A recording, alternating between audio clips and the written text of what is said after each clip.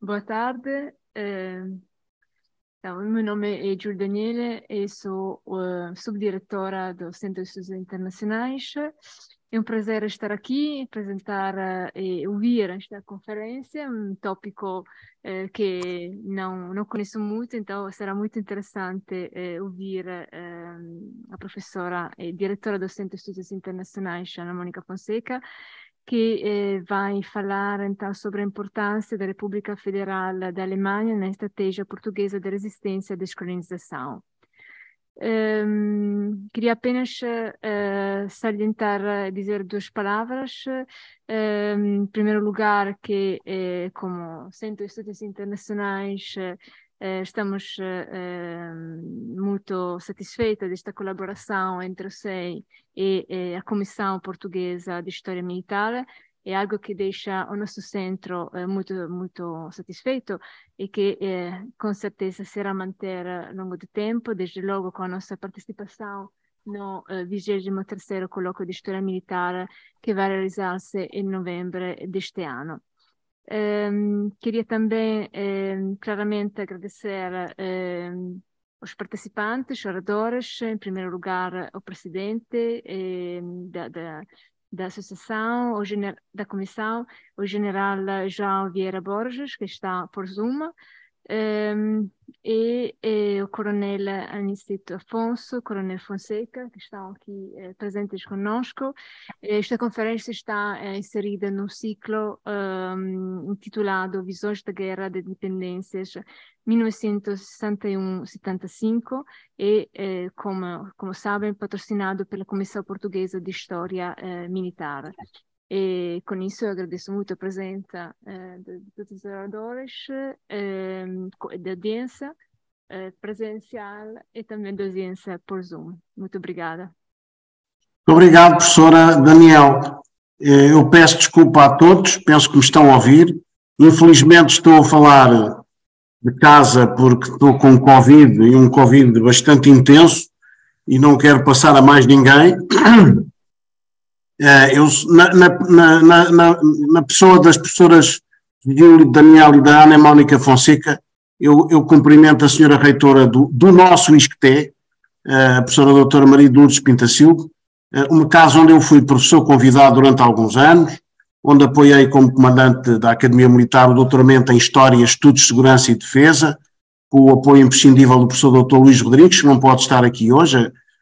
Hoje em dia, como sabem, é o Bruno Cardoso Reis o coordenador, mas também é uma casa e sobretudo essa sala onde eu tenho participado como júri em algumas provas de doutoramento. Agora uma palavra especial à professora doutora Ana Mônica Fonseca, aqui como conferencista, mas também como diretora do Centro de Estudos Internacionais do ISCTE. É um centro importante, eu estive a ver, há pouco já tem 123 investigadores, um dos quais está aí, que é o Jorge Rocha, que está a apoiar aqui a transmissão, e verifiquei com satisfação 1851 publicações enquadráveis em 4 áreas. Eu quero agradecer à professora Ana Mônica Fonseca o facto de ter aceito prontamente este desafio da Comissão e também depois aquilo que é a associação em termos do colóquio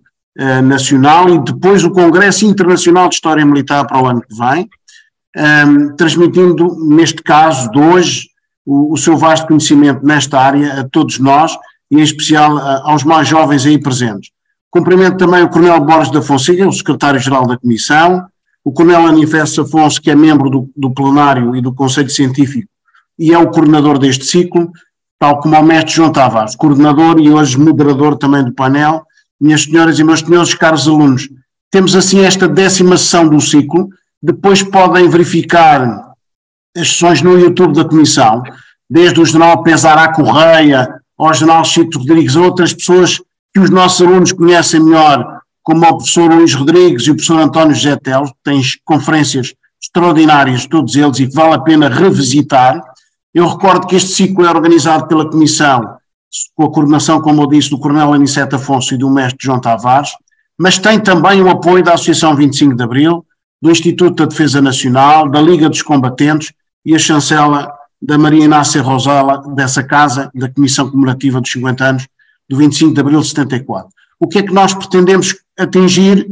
é, no fundo, promover a reflexão sobre a guerra e sobre as independências dos países africanos, por parte de conferencistas convidados, como é o caso da Ana Mónica Fonseca, e proceder depois à publicação e gravação online dos depoimentos realizados. Temos conferências também de Cabo Verde, de Angola e vamos ter de outros países. A professora Ana Mónica Fonseca vai ser apresentada pelo João Tavares, a que segue a comunicação que a Daniel já referiu, a importância da RFA na estratégia portuguesa de resistência à descolonização, matéria que pouca gente conhece. De acordo com as regras do ciclo, somente o mestre João Tavares vai fazer duas questões complementares. De qualquer maneira, logo depois o Coronel Borges da Fonseca, porque eu vou ficar por aqui, vai dar por terminada a sessão online com as ofertas institucionais e depois são os alunos, fecham a linha e são os alunos que então vão colocar as questões que entenderem por mais adequadas. Muito boa tarde a todos, uma excelente sessão e atenção que o Covid-19 anda por aí. Ao mestre, passa-me a palavra ao João Tavares para apresentar a nossa convidada de hoje e muito obrigado. Um grande muito obrigado. Boa tarde aos presentes aqui na sala e em casa. A professora doutora Ana Mónica Fonseca tem um percurso académico já com mais de 20 anos, um pouco mais, não parece, mas já tem, muito ligada aqui ao ISCTE. Foi aqui que fez a sua licenciatura, já em 2002, o mestrado em 2005, em História das Relações Internacionais, e depois mais tarde, um bocadinho mais tarde, em 2011, o doutoramento em História Moderna e Contemporânea, especialidade em História das Relações Internacionais, no período contemporâneo. Já foi distinguida 3 vezes ao longo da sua carreira. A primeira vez, precisamente, com a dissertação de mestrado, As Relações entre Portugal e a República Federal da Alemanha, 1958-68,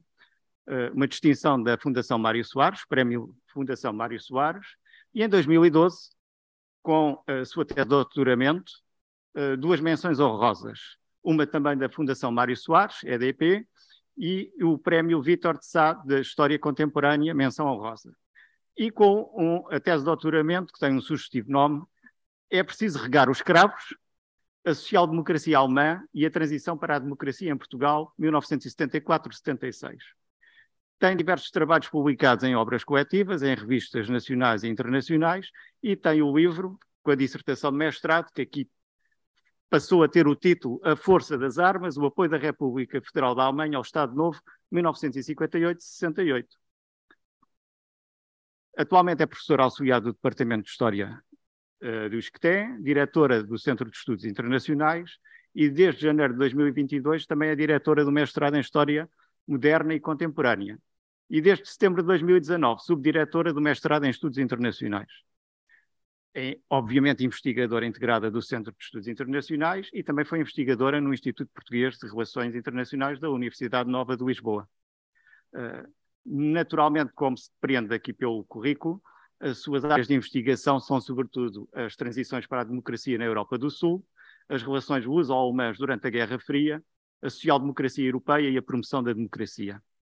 E o tema da conferência, como o Sr. General já disse, é a importância da República Federal da Alemanha na estratégia portuguesa de resistência à descolonização. Muito obrigado e o microfone é seu. Muito obrigada,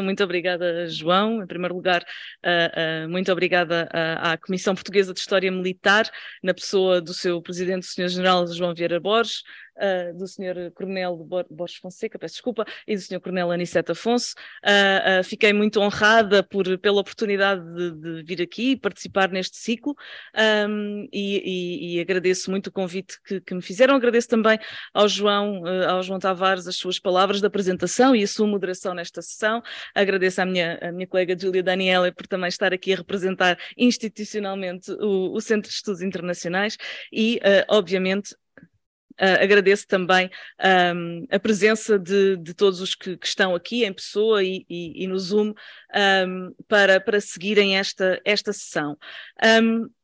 Fico muito feliz, como já dizia há pouco, é um privilégio para mim poder estar em casa a falar deste tema que me é tão caro, já é uma investigação que já tem alguns anos, realmente não quero quantificar demasiado, mas quero agradecer essa oportunidade que me proporcionam agora de poder voltar a este tema numa dinâmica um bocadinho mais enquadrada nas investigações subsequentes que eu próprio tenho vindo a desenvolver. Por fim, uma palavra de agradecimento também ao Jorge Rocha da Comissão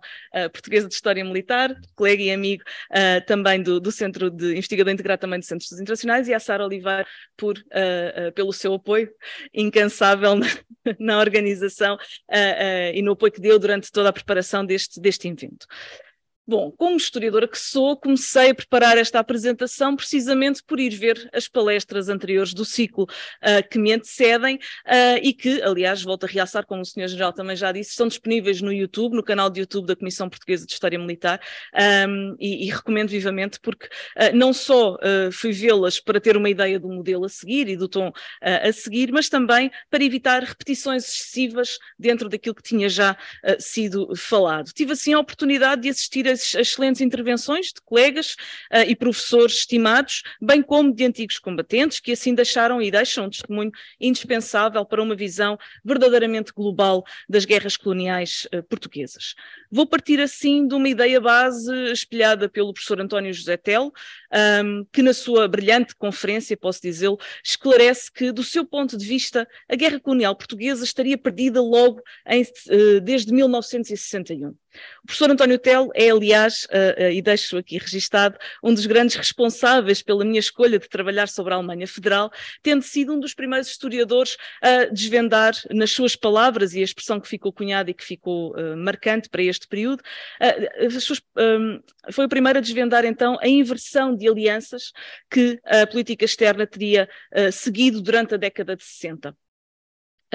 Já lá vamos falar com mais detalhe dessa inversão, mas posso desde já anunciar ou deixar a pista de que essa inversão de alianças passa precisamente por uma grande aproximação à Alemanha Federal e à França, como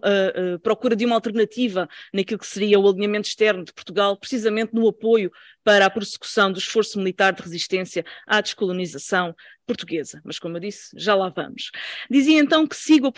posição do professor António Telo quando assume que a guerra estava perdida, aliás, antes já mesmo de começar. E, na verdade, até acho que vou um pouco mais atrás, e aí já segundo o pensamento de um outro colega, amigo e mentor desta casa, o professor Luís Nuno Rodrigues, que afirmou recentemente, não na palestra que fez neste ciclo, mas numa outra ocasião, que a guerra colonial portuguesa estaria na realidade perdida desde os anos 40, quando a vontade de o Estado Novo de manter o Império pela força se tornou completamente anacrónica com o espírito descolonizador vivido após o fim da Segunda Guerra Mundial e, sobretudo, com a emergência da Guerra Fria. Apesar disto tudo, apesar desta derrota que de alguma maneira já se adivinhava, Portugal e o regime do Estado Novo tentaram efetivamente resistir o máximo que foi possível à descolonização. E é precisamente acerca desta estratégia de resistência portuguesa do Estado Novo, da resistência portuguesa ao fim do Império Colonial africano, sobretudo, e do papel que a Alemanha Federal desempenhou nessa estratégia que me irei debruçar mais detalhadamente aqui hoje. No entanto, julgo que é necessário ter presente um contexto mais alargado em que se desenrola esta narrativa e que é fundamental para a compreensão de Portugal, mas sobretudo da posição da própria Alemanha Federal.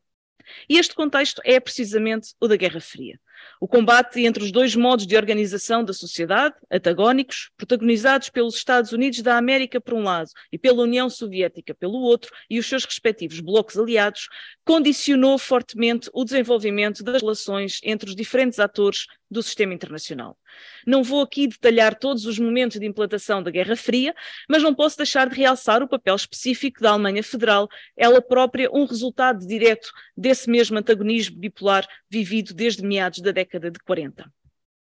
Ora, a República Federal da Alemanha foi precisamente estabelecida em maio de 1949, resultado das fusões de ocupação da Alemanha dos aliados ocidentais na sequência da Segunda Guerra Mundial, nomeadamente a França, o Reino Unido e os Estados Unidos, como resposta à necessidade, entre outras coisas, de o bloco ocidental se mostrar mais coeso e determinado na sua dupla contenção do comunismo e da União Soviética. A resposta, do outro lado, foi precisamente a criação da República Democrática Alemã, a RDA, em outubro desse mesmo ano de 1949, com um sistema político em tudo semelhante aos seus parceiros do Bloco de Leste, dominados por Moscovo.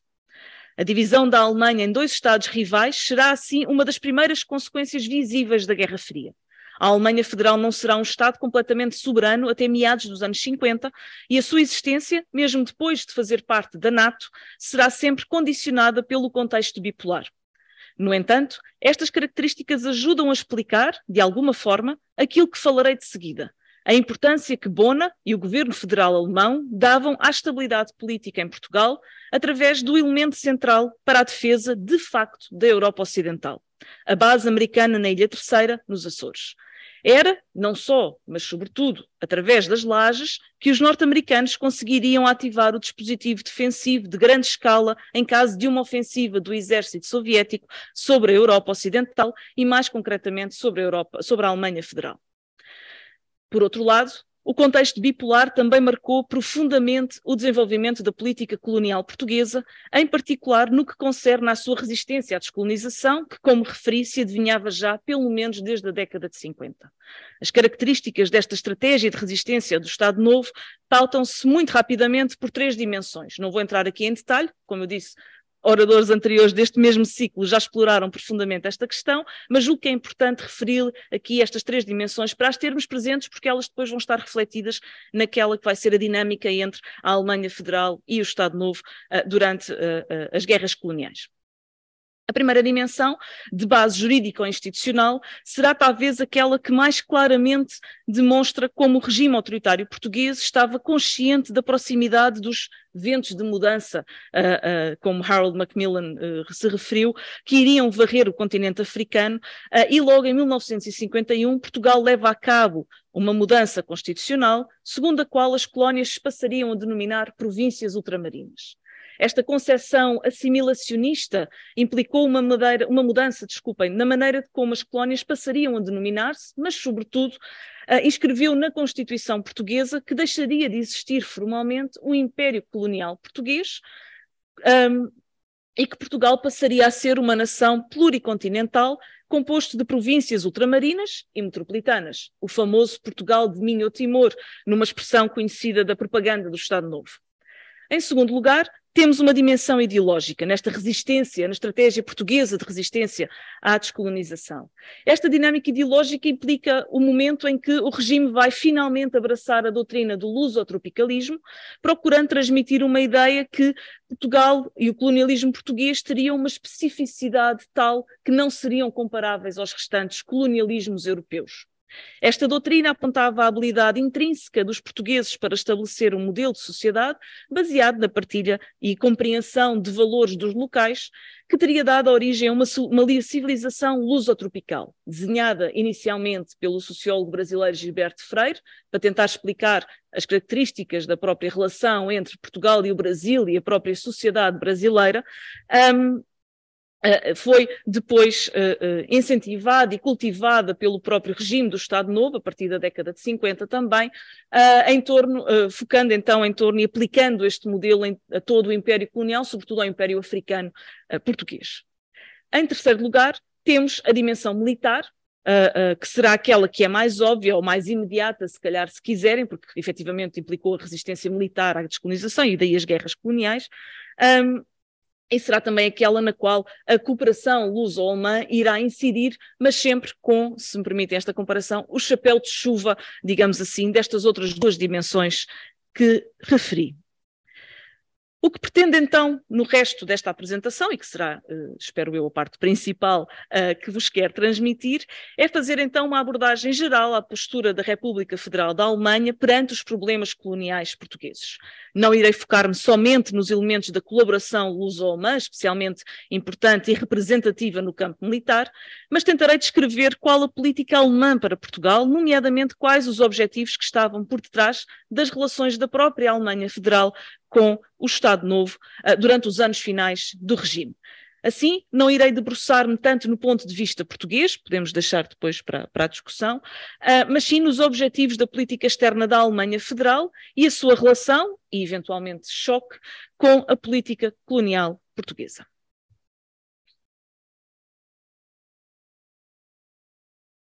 Como eu dizia há pouco, o principal elemento das relações entre Portugal e a RFA foi precisamente a cooperação militar. Disputada pela adesão da Alemanha Federal à NATO em 1955, esta cooperação começou pelo estabelecimento de uma base de treino para a Força Aérea Alemã em Portugal, em finais do ano de 1960. Esta base, em Beja, serviria para o treino de pilotos, especialmente em voos de longa distância e em baixa altitude, e faria parte, em caso de um conflito na Europa, de uma rede de bases de apoio da retaguarda que possibilitariam o abastecimento e armazenamento de material, então, em caso de conflito. Como contrapartida ao estabelecimento da base alemã em Beja, Portugal recebeu da Alemanha Federal planos de armamento que permitiriam a produção, ou que permitiram a produção nas fábricas portuguesas de material de guerra, assim como um compromisso por parte do Ministério Federal da Alemanha, do Ministério da Defesa Federal, desculpem, em como, em tempo de paz, as fábricas militares estariam sempre, e passo a citar, ocupadas com encomendas satisfatórias, fim de citação, o que permitiria a realização, o funcionamento das mesmas permanentemente. Ou seja, com a realização destas encomendas às fábricas portuguesas, ficariam pagos os custos de manutenção do seu funcionamento, de modo que a produção de material militar, depois para o próprio Estado português, ficaria muito menos dispendiosa. Este compromisso alemão implicaria o funcionamento sem parar e sem investimento do lado português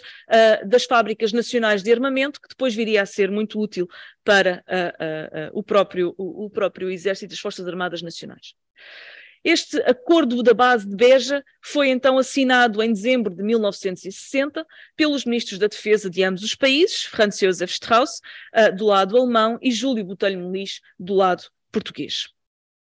Porém, os moldes em que se formou esta cooperação militar entre Portugal e a República Federal da Alemanha teriam um pouco de excepcional, não fossem as circunstâncias específicas que enredaram o governo português apenas 3 meses após a assinatura deste acordo. A política colonial portuguesa enfrentou a sua maior provação a partir de março de 1961, na altura em que deflagraram os primeiros conflitos independentistas no norte de Angola. Se dúvidas houvesse, elas dissiparam-se a 13 de abril,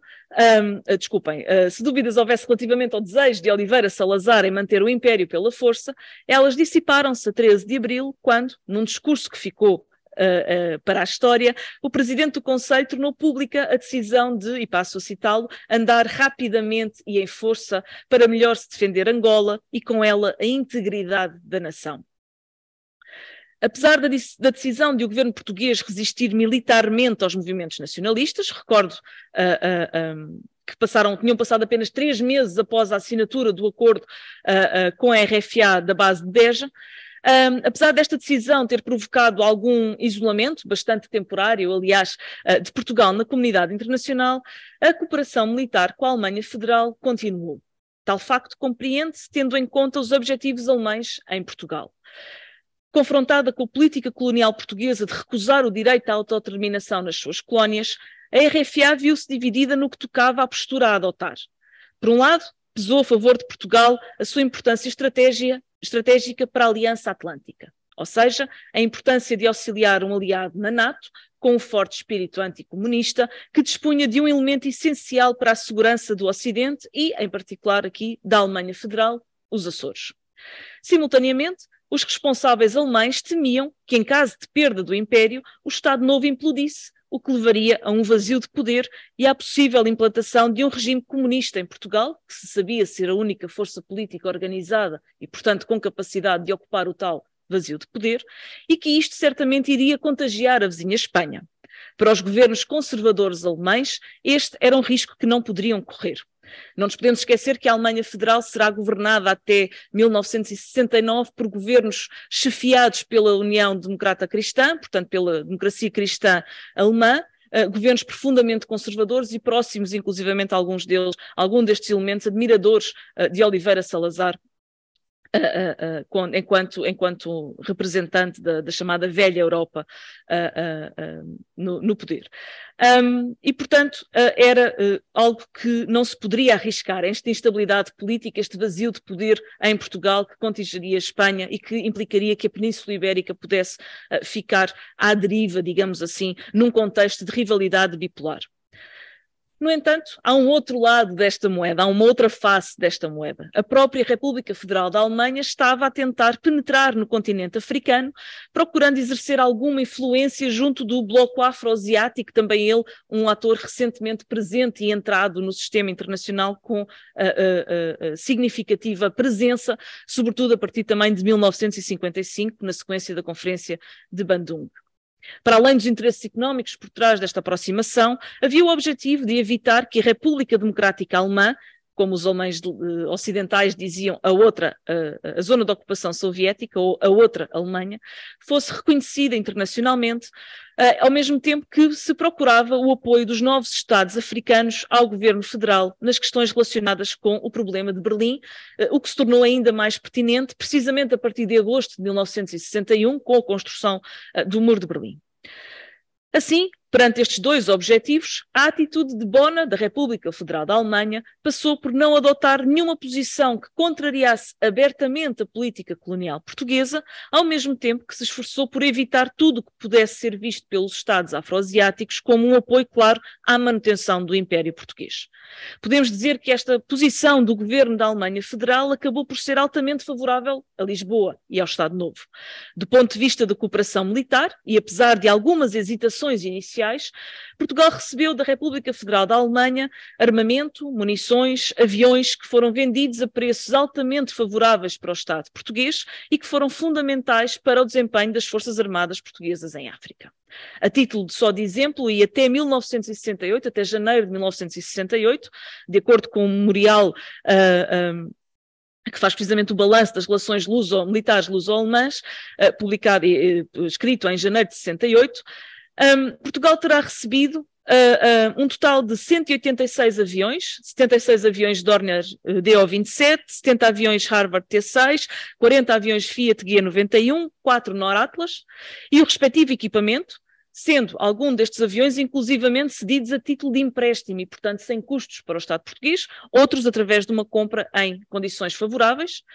Isto tudo vem descrito neste memorial das relações militares luso-alemãs. Conseguiu também facilidades na compra de material de guerra variado, interessando aos 3 ramos das Forças Armadas, a possibilidade de produzir nas fábricas nacionais material de guerra diverso e a execução de manutenções e reparações na ZOGMA, nas Oficinas Gerais de Manutenção Aeronáutica, em Alverca, de aviões e de meios aeronáuticos das Forças Aéreas alemã, que possibilitou a formação especializada dos mecânicos portugueses, uma mais-valia técnica imprescindível para a própria Força Aérea e para as Forças Armadas portuguesas. Apesar da introdução de alguns elementos que eventualmente salvaguardariam o governo de Bona, como, por exemplo, uma cláusula que estipulava que qualquer equipamento militar vendido a Portugal seria utilizado, e estou a citar, apenas em Portugal e na defesa dos interesses da NATO. É aqui, por exemplo, que entra a lógica da argumentação portuguesa, tal lógica mais jurídica ou institucional. Portugal, ao ler esta cláusula, tinha a certeza que Angola, Guiné e Moçambique são Portugal e, portanto, pertencem, estariam a ser utilizados em Portugal, porque, de acordo com a Constituição Portuguesa, a nação pluricontinental incluía estes territórios ultramarinos, estas províncias ultramarinas. Portugal também considerava que estava a defender os interesses da NATO ao resistir militarmente à descolonização e manter a presença ocidental e garantir a pertença destes territórios a um alinhamento com o bloco ocidental. Portanto, esta cláusula em que o equipamento militar vendido pela Alemanha seria utilizado apenas em Portugal e na defesa dos interesses da NATO ia completamente ao encontro daquilo que era a argumentação portuguesa. Por outro lado, os alemães poderiam sempre argumentar que esta cláusula, no seu entendimento, implicava que o equipamento militar vendido a Portugal seria utilizado apenas em Portugal europeu, Portugal metropolitano, e que estaria a defender os interesses da NATO porque ficaria no território europeu de Portugal. E isto era claramente negociado assim, abertamente negociado assim, entre os dois interlocutores, Portugal e a Alemanha Federal. Chegaram a um consenso, abertamente dizendo que era uma cláusula e era uma formulação que satisfazia a argumentação dos dois lados e que, portanto, era por isso que iria ser adotada. Portanto, havia aqui também esta discussão e esta abertura em como, claramente, esta característica mais ambígua desta cláusula era satisfatória para os dois lados desta questão. Portanto, apesar desta introdução desta cláusula que salvaguardava os interesses de ambos os lados, as relações militares não conseguiram ser, obviamente, totalmente impermeáveis às críticas pelos países do chamado Terceiro Mundo, não é? Portanto, do bloco afroasiático. Com a chegada ao poder dos social-democratas do SPD, em primeiro lugar numa grande coligação com os cristãos-democratas da CDU em finais de 1966, as relações entre Portugal e a Alemanha Federal vão de alguma maneira diminuir de intensidade. Nos anos em que estiveram na oposição, os social-democratas alemães chegaram a estabelecer contactos com os líderes dos movimentos de libertação das colónias portuguesas, mas ao chegar ao governo, com o seu líder social-democrata Willy Brandt, enquanto ministro dos Negócios Estrangeiros, não tiveram condições, espaço ou margem de manobra para alterar profunda e radicalmente as relações com Portugal, e a aliança estratégica com o governo de Oliveira Salazar manteve-se. A juntar aos princípios estratégicos que a aliança com Portugal representava, estavam agora argumentos de ordem económica. A RFA tinha-se tornado um país dependente da exportação e também argumentos políticos. Na verdade, começava a generalizar-se a crença que o melhor caminho para a democratização do sul da Europa era uma aproximação ao mercado comum, do qual a Alemanha era um dos principais motores. Não se podia, por isso, isolar Portugal do resto da Europa. Em outubro de 1969, e pela primeira vez desde a República de Weimar, o SPD alcançou a maioria governamental numa coligação com o Partido Liberal. A formação de um governo de maioria social-democrata trouxe à sociedade alemã uma onda de esperança que caracterizaram os primeiros anos de governo. Não só na política económica e social, mas acima de tudo na política externa, onde o governo de Willy Brandt fazia antecipar uma lufada de ar fresco.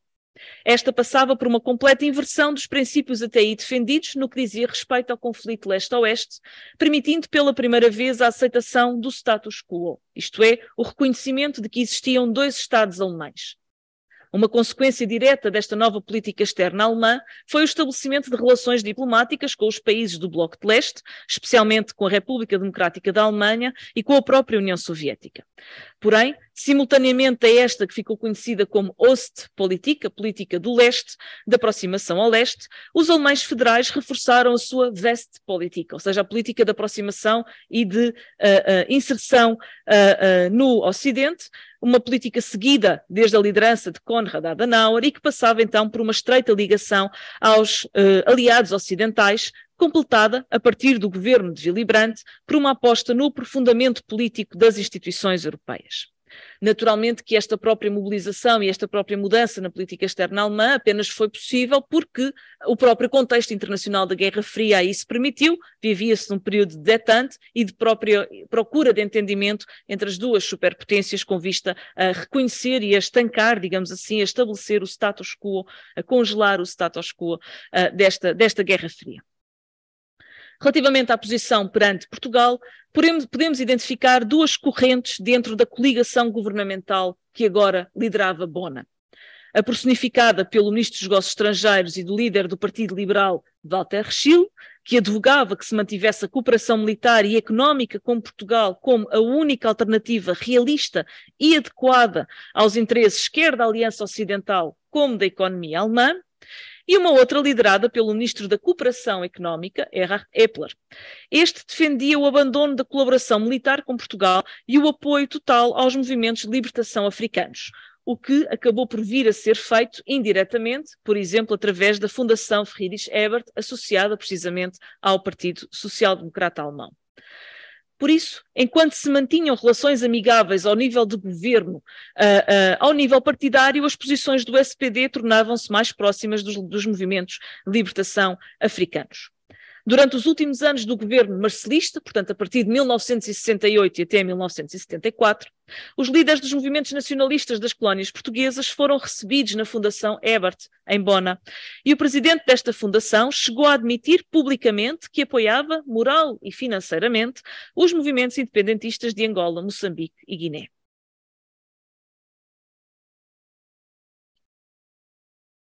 O chanceler Brandt, porém, manteve uma atitude dúbia perante o aliado português e a participação alemã na construção da barragem de Cabora Bassa exemplifica isso mesmo. Assim se explica que, ao mesmo tempo que lamentava perante, por exemplo, o representante da Organização de Unidade Africana e presidente da Zâmbia, Kenneth Kaunda, que Brandt lamentasse que não se tivessem tido em consideração os interesses africanos no projeto da barragem de Cabora Bassa, defendia uma postura de separação, sempre que possível, entre negócios e política, como elemento essencial da política de exportações alemã, justificando que este princípio da separação de negócios e política explicava, por exemplo, as relações comerciais e económicas da RFA com os países do Bloco de Leste, com quem a Alemanha Federal tinha sérias divergências políticas, mas ótimas relações económicas. De qualquer modo, o chanceler explicava a Kaunda, em outubro de 1970, que a colaboração do governo federal no projeto da barragem de Cabora Bassa apenas tinha que ver com garantias financeiras para as empresas participantes e não com a ajuda ao desenvolvimento ou um investimento económico direto na colónia portuguesa de Moçambique. Uma vez que o governo federal se havia comprometido, quer com as empresas alemãs, quer com os parceiros franceses do consórcio ZAMCO, que estava então responsável pela construção da barragem, não poderia Brandt voltar atrás na sua palavra. Para além disso, o chanceler federal não acreditava que a construção de tal infraestrutura pudesse ser, a longo ou a curto prazo, prejudicial a Moçambique, e, portanto, seria um recurso que eventualmente iria ajudar ao país mesmo quando alcançasse a sua independência. Em setembro de 1973, já no início do segundo governo de Willy Brandt, os dois Estados alemães foram admitidos na Assembleia Geral das Nações Unidas, a RDA e a RFA, na sequência dos acordos que levaram e que personificaram a tal Ostpolitik de que falei há pouco, finalmente estabelecem relações e são admitidas como Estados representativos da Alemanha na Assembleia Geral das Nações Unidas. Em particular, esta entrada no palco internacional da ONU obrigou a uma revisão da política africana de Bona. Esta política era já assombrada pelas boas relações com Portugal. Se já anteriormente se tinha revelado difícil o equilíbrio entre as relações com o Estado Novo e a penetração no continente africano, com a admissão na Assembleia Geral das Nações Unidas e nas Nações Unidas, na Organização das Nações Unidas, tudo se tornou ainda mais complicado. Era expectável que Bona fosse chamada a tomar uma posição clara contra o colonialismo. Porém, por seu lado, a RDA iria certamente apoiar os países africanos perante quaisquer propostas de resolução radicais sobre este assunto, o que iria fortalecer a sua posição junto dos países do Terceiro Mundo e na Assembleia Geral da ONU. Assim, a recomendação do Ministério dos Negócios Estrangeiros alemão, de janeiro de 1973, documento que tenho vindo a citar, era de que, e continuo a citar, não havia alternativa realista a não ser manter a política atual e viver com o típico dilema alemão. Por um lado, reconhecer o direito à autodeterminação e condenar o racismo, por outro lado, manter as relações com Portugal para o bem dos interesses económicos e de segurança alemães, não deixando, porém, e fim de citação, não deixando, porém, de tentar exercer uma discreta pressão no sentido da liberalização da política ultramarina portuguesa. No entanto, o ano de 1973 foi bastante agitado no que diz respeito às relações luso-alemãs. Na primavera, as bases do Partido Social Democrata impuseram no Congresso do partido que se tomasse uma decisão firme contra o colonialismo português e a ditadura do Estado Novo. No verão, a denúncia do massacre de Biriamu pelo Times teve uma forte repercussão na imprensa alemã, associando as guerras coloniais portuguesas a um novo Vietnã. O próprio ministro da Cooperação Económica, o já referido Erhard Epler, seguiu esta argumentação ao declarar publicamente que Portugal deveria escolher entre a África ou a Europa, acusando Lisboa de encetar um Vietnã em África. Perante todas estas declarações públicas, especialmente por parte de um setor mais à esquerda do SPD, e não havendo da parte do chanceler Brandt qualquer reação, o ministro dos Negócios Estrangeiros, Walter Schill, não deixou de criticar duramente o seu chefe de governo. Apesar de a RFA ter de adotar uma posição muito clara perante a questão do colonialismo, por causa da sua admissão nas Nações Unidas, não havia, na opinião daquele ministro, uma alternativa à política africana seguida por Bona e que era em tudo semelhante à dos aliados ocidentais, nomeadamente os Estados Unidos, Inglaterra, Itália ou Bélgica. Se esta política, para cuja definição o próprio Brandt havia, segundo o seu ministro dos Negócios Estrangeiros, contribuído decisivamente desde que ele próprio fora ministro dos Negócios Estrangeiros, de 66 a 69, não deveria ser alterada, Esta política não deveria ser alterada, mas também não se poderia decepcionar os movimentos de libertação africanos ao dar-lhes falsas esperanças de apoio. Tal decepção, no longo prazo, poderia revelar-se mais prejudicial do que benéfica para Bona. O chanceler deveria então pôr ordem no seu próprio partido e evitar as declarações públicas como as do ministro Epler. No discurso perante a Assembleia Geral das Nações Unidas, em setembro de 1973, quando foi finalmente exigido e presente que fosse tomada uma posição clara de Willy Brandt perante o palco internacional, Willy Brandt afirma que a RFA, e passo a citar, apoia a decisão da ONU para a liquidação do colonialismo ainda existente, especialmente em África. Em suma, podemos facilmente concluir que a política do governo alemão para com o problema colonial português se enredou num dilema constante entre a defesa do aliado ocidental,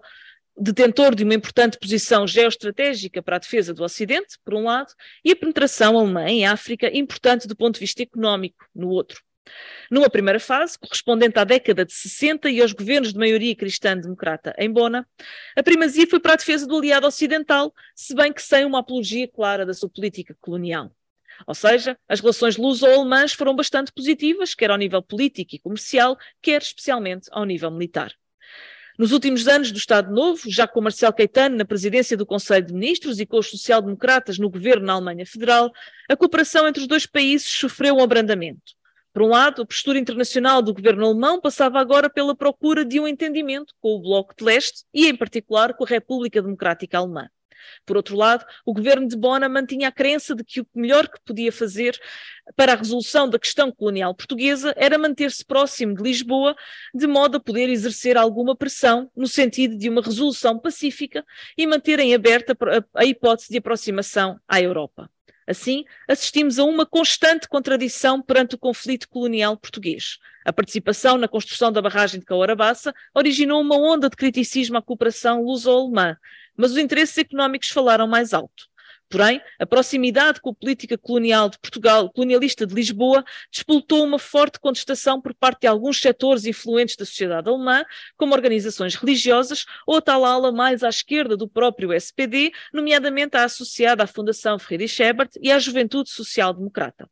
A adesão da RFA à ONU e a denúncia dos massacres do Idi Amin deram a machadada final na política de Bona para com o colonialismo português. Tendo de tomar uma posição clara, a opção foi de finalmente censurar em público a política ultramarina portuguesa. A partir daqui, abriram-se as portas para também um maior contacto e um estreitamento dos contactos com a própria oposição ao regime português e a partir daqui também, agora entrando já no meu tema da tese de doutoramento, mas vou deixar aqui esta cenoura, é também a partir deste momento que definitivamente se apoia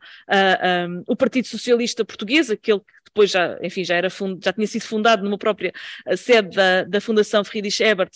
numa academia da Fundação Friedrich Ebert, o Partido Socialista Português e a tal oposição não comunista ao Estado Novo. Muito obrigada, termino por aqui e fico curiosa para receber as questões. Obrigada. Muito obrigado pela esclarecedora intervenção. Eu creio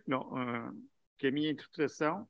que era após a leitura do livro, já há alguns anos, fui agora reler e agora depois de ouvir a conferência, há um grande pragmatismo em ambos os países. E é óbvio que para Portugal a mais-valia terá sido em termos militares, pelo apoio prestado, pelas encomendas, pela venda de armamento, de aviões. Mas do lado alemão também não houve também um interesse económico, ou seja, nós ganhamos mais do ponto de vista militar, mas do ponto de vista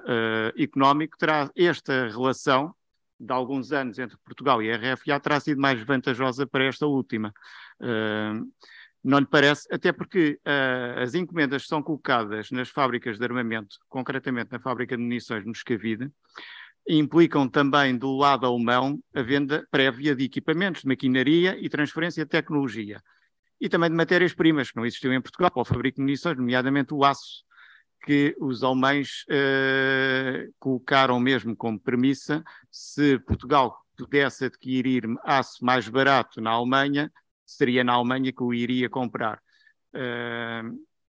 esta minha análise está correta, portanto, poderemos dizer que Portugal beneficiou muito do ponto de vista militar e político também com esta relação, mas que a Alemanha,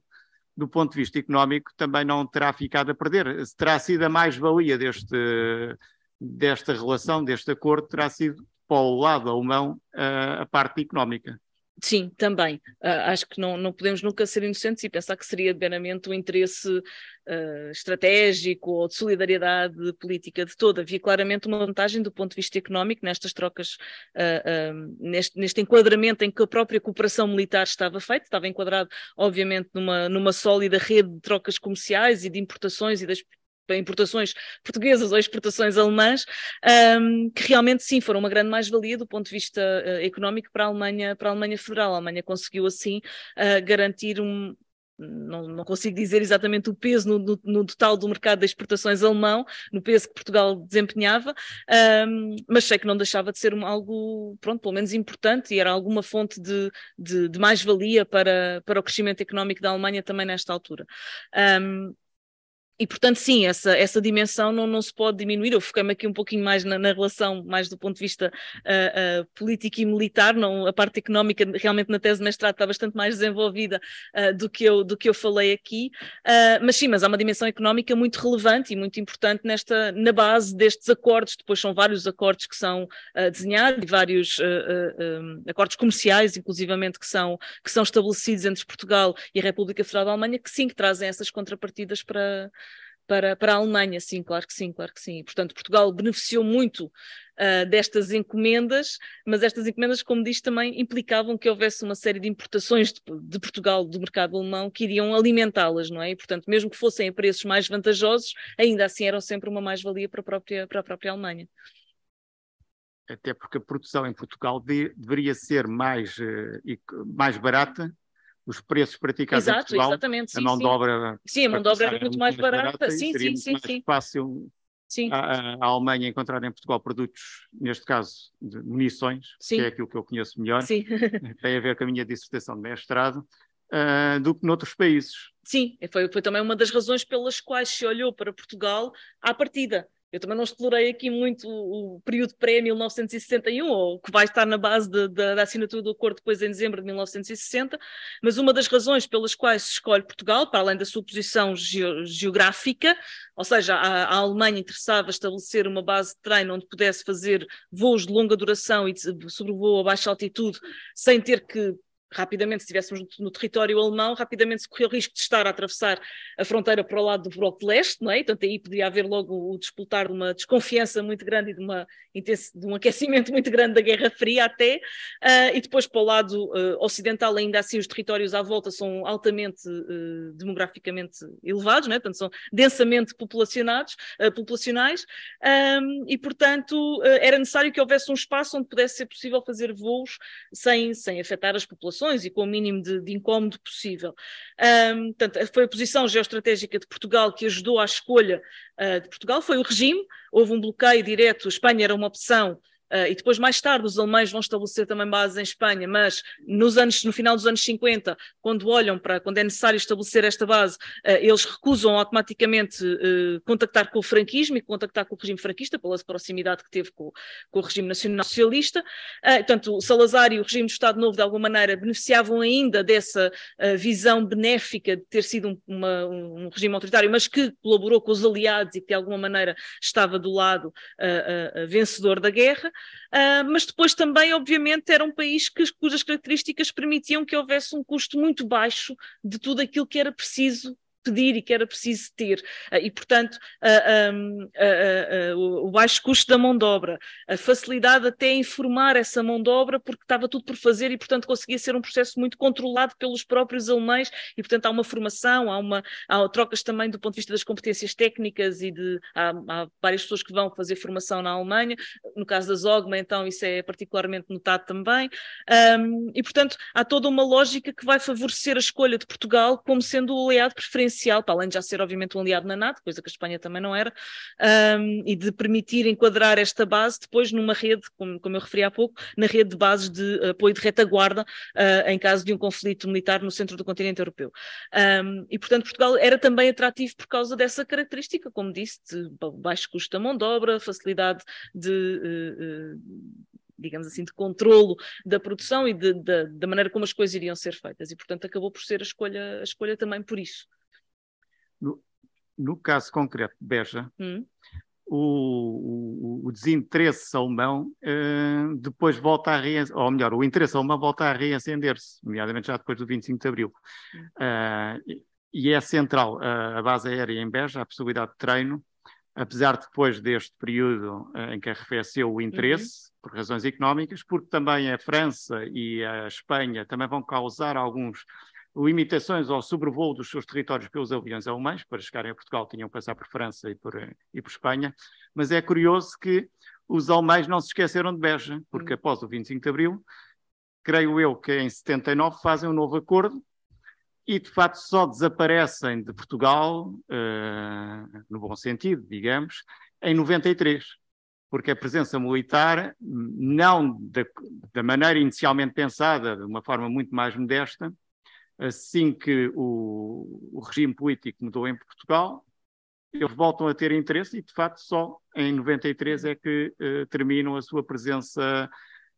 em Beja. É fulcral nos vários interesses alemães do ponto de vista militar, a base aérea de Beja é fulcral. Independentemente da importância das encomendas, a base aérea, ou a possibilidade de criar um hospital ou depósitos, a base aérea de Beja era realmente, digamos, o interesse principal dos alemães. Sim, sem dúvida. Aliás, este acordo da base de Beja vai ser a justificação e vai ser o tal chapéu de chuva que vai permitir depois todos os outros acordos que estão à volta. Eu devo dizer que depois este período pós-1974, apesar de eu ter estudado na colaboração e na transição democrática em termos de relações políticas com a social-democracia, não estudei depois ao nível das relações formais, ou seja, relações diplomáticas do CUR, e a minha investigação para em 76, portanto, pista, há aqui muitos assuntos a trabalhar para trabalhos de investigação futuro, teses de mestrado, teses de doutoramento, muita coisa ainda a fazer, mas realmente não tenho tão presente esse material. Sei que muita coisa está desclassificada já também, mas ainda não tive, infelizmente, ao mesmo tempo, a oportunidade de poder explorá-lo. Mas, portanto, não conheço tão bem também essa temática. Portanto, aí até lhe peço que, se quiser acrescentar mais coisas que pode fazer, até agradeço para eu ficar a saber. Mas, sim, a base de Beja continuou sempre a ser algo que os alemães não se esqueceram que existia, e continuou a ser algo sempre que vantajoso para os interesses estratégicos alemães. Sim. Eu falei na questão de Beja precisamente para realçar essa importância para os alemães de Beja. Mesmo quando as relações com Portugal esmorecem, eles, assim que estão criadas as condições novamente políticas para restabelecer esse acordo, eles não demoraram muito tempo, porque creio que foi em 79, sim, e fazem um novo acordo, e isso de facto só terminam em 93, a sua presença. Portanto, Beja era, digamos, algo muito interessante, muito apelativo para eles. E daí a importância ao longo de todo este processo. Sim. E relativamente, agora fugindo um bocadinho às relações Portugal-RFA, relativamente aos movimentos de libertação. Os alemães estavam sempre ali no fio da navalha, digamos, ou caíam para o lado português ou caíam para o lado dos movimentos de libertação, e portanto foi difícil gerir, e sei que esteve nos arquivos alemães, portanto tem essa percepção com certeza. Houve algum momento, sem ser nestes períodos que já nos indicou, mas que as relações, quer com um lado, quer com o outro, quer com o governo português, quer com os movimentos de libertação, digamos que a corda se podia partir, ou os alemães conseguiram gerir sempre nunca houve ali, a nível de bastidores, não tem percepção de um ponto de ruptura, nunca chegou a haver nem de um lado nem do outro, porque foi tudo amistoso. Não, quer dizer, pelo contrário, havia sempre quase que a iminência da ruptura, porque lá está, porque este jogo duplo quase, não é? Portanto, esta dinâmica dupla em que, por um lado, a nível formal, a nível de governo, havia umas relações formais e positivas e benéficas com Portugal, e que, por outro lado, ao nível mais informal, ao nível partidário, foi possível estabelecer contactos e proximidade com os movimentos de libertação dos territórios africanos sob domínio português, havia sempre esta ideia de que qualquer um dos lados podia dar um murro na mesa, não é? E dizer, não, agora já não pode ser mais, o lado português dificilmente faria, porque estava realmente com alguma dependência dessa realidade. O lado dos movimentos de independência também tentaram, de alguma forma, eu não tenho exatamente presente muitos detalhes de datas, até porque, como eu digo, o engraçado, e foi depois uma coisa que também que me atraiu sempre muito nesta dinâmica da política externa alemã e da história da Alemanha, é que há aqui uma dimensão dupla muito presente. Há sempre uma dimensão formal, mas uma dimensão informal que dá uma amplitude de atuação muito grande. E neste caso, e o caso do SPD, sendo que é o SPD que está no governo a partir de 1969 como líder da coligação, o SPD tem aqui um exemplo muito claro desse jogo de cintura, se me permitem a expressão. Por um lado, a nível governamental, assume os compromissos do governo federal, assume as alianças, assume a política externa, assume a linha tradicional que tinha sido seguida até aí, e portanto não há uma ruptura com Portugal, não há uma ruptura com, apesar de haver alguma reticência, alguma retirada, alguma diminuição da intensidade até da colaboração militar, mas não há num concordo com Portugal. Por outro lado, permite-se, através da Fundação Friedrich Ebert, da qual a maior parte dos quadros do SPD fazia parte, apesar de representar uma ala um pouco mais à esquerda do partido, se quiserem, mas permitia-se, através da Fundação Friedrich Ebert, e às vezes até de alguns elementos com quadros, com funções partidárias, mas não governamentais, fazer uma política de grande aproximação aos movimentos de libertação, mas, por exemplo, também aos próprios movimentos da oposição portuguesa, não é? E, portanto, todas as relações com o PS vão passar precisamente pela Fundação Friedrich Ebert e por essa dimensão mais informal da política externa alemã. E, portanto, havendo momentos de tensão e havendo desde sempre a noção de que a qualquer momento a situação podia não correr bem para um destas duas faces desta mesma moeda, ela foi rolando e essa relação com os movimentos independentistas e a relação com Portugal foi-se mantendo. Havia sempre uma lógica, até lá está, na própria argumentação de Willy Brandt, que eu tentei aqui trazer, há sempre uma lógica que nós não podemos cortar relações com Portugal. Se nós cortamos relações com Portugal, aí é que se perde definitivamente o controle da evolução da situação portuguesa e podemos correr o risco de realmente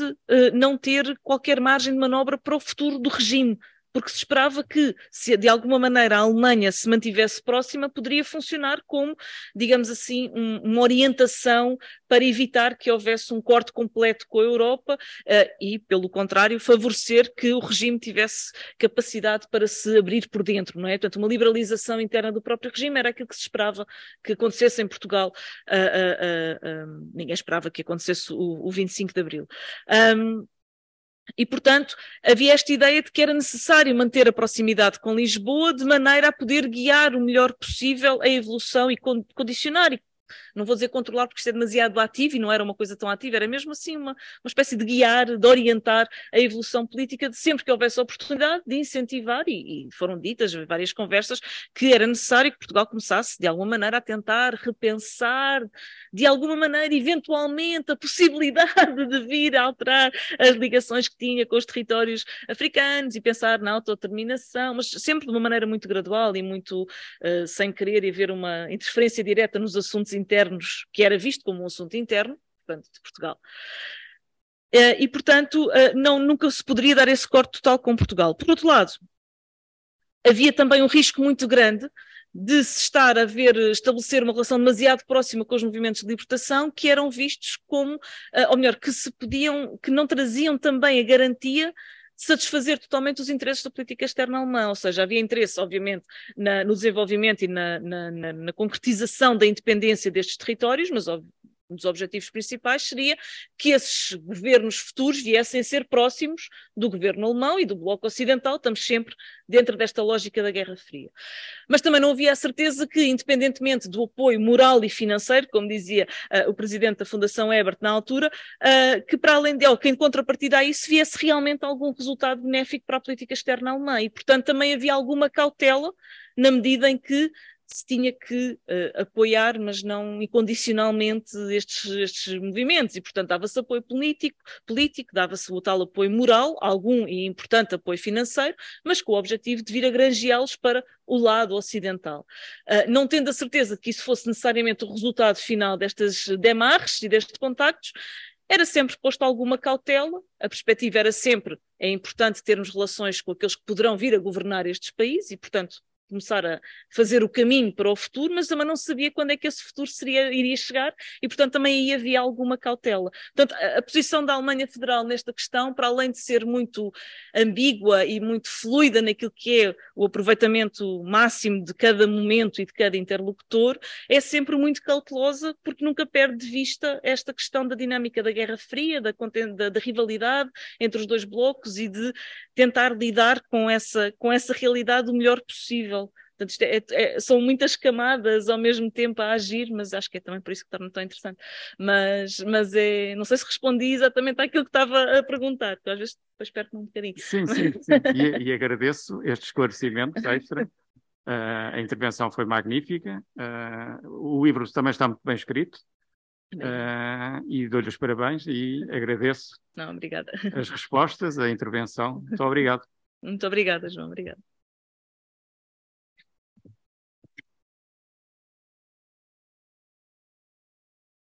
Chegamos então ao fim desta extraordinária conferência, pelo menos na parte